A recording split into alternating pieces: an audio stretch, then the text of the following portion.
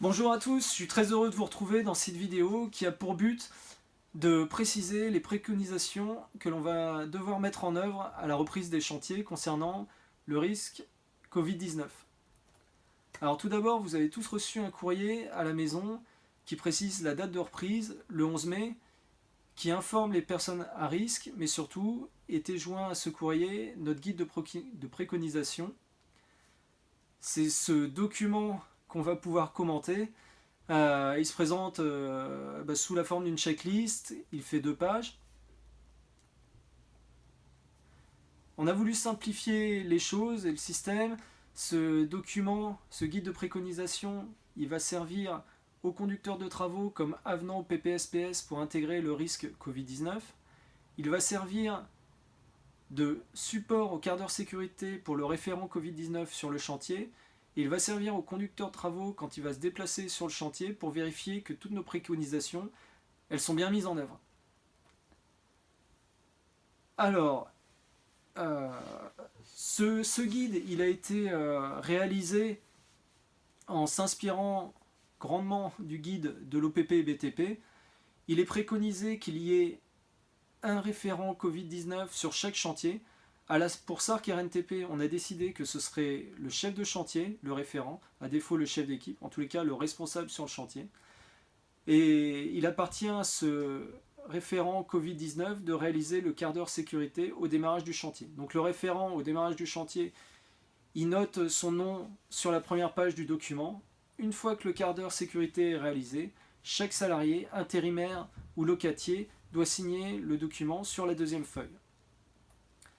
Qu'est-ce qui contient ce guide? Tout d'abord un chapitre sur les gestes barrières. Concernant le masque, il a été décidé à la SARC que le port du masque serait obligatoire de manière permanente. C'est la garantie qu'il soit porté, systématiquement porté, lorsque l'on s'approche à moins d'1 mètre d'une autre personne. La distance de 1 mètre devra toujours être respectée dans la mesure du possible, même si on porte le masque. Ensuite, il est question du lavage des mains. Alors sur les chantiers, on va privilégier un lavage des mains avec un savon traditionnel, parce qu'un gel hydroalcoolique, c'est un désinfectant et ça n'agit que sur des mains propres visuellement. Et en dernier lieu, il faut penser à ne pas se mettre les mains au visage. Alors, il peut y avoir un problème de buée avec le port du masque pour ceux qui portent des lunettes. Dans ce cas-là, il faut bien remonter le masque le plus haut possible sur le nez et bien fermer, bien refermer avec la partie rigide du masque. Et ensuite, on met les lunettes par-dessus et dans ce cas-là, il n'y a pas de buée. Le coronavirus, il peut affecter les personnes par les voies respiratoires, mais également par les yeux. C'est pour ça qu'à partir du moment où sur le chantier vous êtes à moins d'1 mètre d'une autre personne, il faudra se couvrir les yeux, soit avec la visière du casque, ou alors simplement pour ceux qui ont des lunettes de vue, c'est suffisant. Il y a ensuite une partie dans notre guide qui fait référence aux personnes, à la santé des salariés. Tout d'abord, les personnes à risque, on l'a vu, ça a été abordé au niveau du courrier de reprise. Par contre, concernant des personnes qui présenteraient des symptômes du Covid-19, à ce moment-là, il est clair qu'il faut arrêter la personne et lui demander de consulter un médecin. Dans ce cas-là, la personne elle consulte son médecin et vous prévenez votre hiérarchie. Il y aura une affiche dans les bases vie avec les différents symptômes du Covid-19. Cette affiche, elle est sous la forme d'un questionnaire. Alors on ne demande surtout pas de faire un questionnaire individuel tous les jours, mais c'est à chacun de prévenir à partir du moment où il ressent des symptômes du coronavirus. Au niveau de l'organisation, on a vu qu'il y avait un référent Covid-19 par chantier. Ce référent Covid-19, il devra bien faire attention que les mesures mises en œuvre concernant le coronavirus ne sont pas en porte-à-faux avec les risques traditionnels. Il faudra surtout bien vérifier que nos risques traditionnels sont bien maîtrisés. Donc que ce soit l'éboulement, les heurts avec les engins, les réseaux enterrés et autres. On a souhaité intégrer deux notions au niveau de ce guide. Le premier, c'est le devoir d'alerte. Le devoir d'alerte, eh ben, ça veut dire qu'à partir à partir du moment où une personne voit un danger ou estime qu'il y a une situation qui n'est pas compatible avec le risque Covid-19, eh ben, il faut qu'il alerte absolument sa hiérarchie. De la même façon, si les conditions ne sont pas remplies, les conditions sanitaires ne sont pas remplies par rapport au risque Covid-19, un salarié peut faire valoir son droit de retrait. Alors, au niveau des déplacements, on l'a vu tout à l'heure, le coronavirus il peut infecter les personnes soit par les voies respiratoires, soit au niveau des yeux. C'est pourquoi dans les fourgons, ce qu'on va demander au niveau des déplacements, c'est de porter le masque et vous aurez également à disposition des lunettes qui ne serviront qu'à ça, qu'au déplacement. Et dans chaque fourgon, la limite ce sera 2 personnes par banquette. C'est-à-dire que dans un fourgon 7 personnes, il pourra y avoir 4 salariés. Un fourgon, une banquette, 2 salariés. Les engins partagés.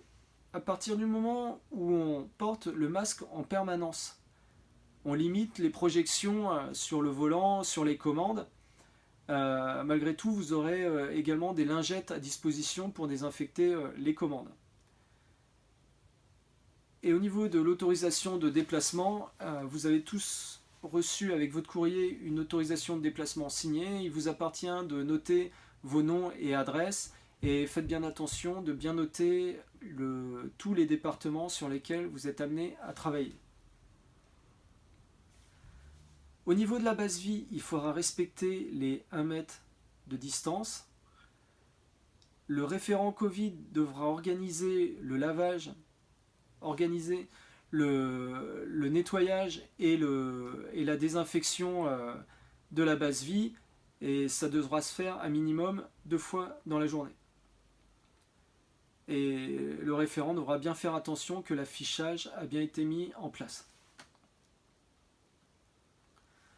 Voilà, alors pour info, là vous avez la liste de tous les consommables qui sont nécessaires sur le chantier en lien avec le risque Covid-19.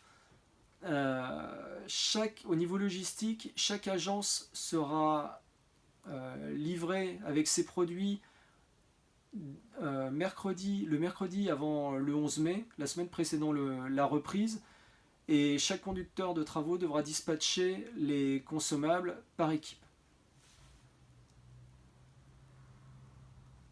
2 cas particuliers, tout d'abord les fumeurs. Le problème quand on fume, c'est qu'on met les mains au visage et là il y a un risque de contamination très important. On va vous demander de limiter au maximum le nombre de cigarettes allumées par jour, pas plus d'une pause le matin et une pause l'après-midi. La personne qui fume devra s'éloigner de 10 mètres des bâtiments et de ses autres collègues et devra gérer lui-même son mégot. Et faites bien attention au gel hydroalcoolique et ça fait pas bon ménage quand on allume une cigarette. Et deuxième chose, au niveau du secourisme, sachant qu'on porte le masque en permanence, il n'y a pas de problème à porter secours à un collègue. Il faudra simplement penser à bien se nettoyer les mains après l'intervention. Le seul cas qui peut poser souci, c'est dans le cas d'une personne inconsciente qui ne respire pas. Dans ce cas-là, et comme le prévoit déjà le guide de l'INRS, on se limite à un massage cardiaque, une réanimation cardio-pulmonaire, sans réaliser de bouche à bouche. Voilà, vous avez déjà vu au niveau du courrier qu'on a pu envoyer, il y aura 3 mots d'ordre. Tout d'abord, c'est l'hygiène, parce que l'hygiène, c'est vraiment le nettoyage des mains, le nettoyage de la base vie, c'est vraiment ça qui fait barrière au coronavirus. Deuxièmement, la discipline. Alors pourquoi la discipline ? Parce que nos préconisations, elles reposent en grande partie sur le comportement individuel de chacun, et donc il faudra être rigoureux et discipliné. Et enfin, la solidarité. parce que tous ces comportements individuels, c'est ce qui va permettre d'assurer la santé collective de tout le monde, et notamment des plus fragiles. Enfin, je voulais juste dire un dernier mot. On a été arrêté pendant 6 à 7 semaines, c'est beaucoup. Les organismes ne vont plus être habitués au travail quotidien. Il faudra faire très attention à la reprise. C'est vrai que souvent, après des longues périodes d'arrêt, on a des accidents du travail. Donc je pense que les 2 premières semaines, il faudra être très vigilant par rapport à l'ensemble des risques qu'on retrouve sur les chantiers. Voilà, cette présentation est terminée. Je serai toujours disponible pour toutes vos questions. Je vous souhaite à tous une très bonne reprise.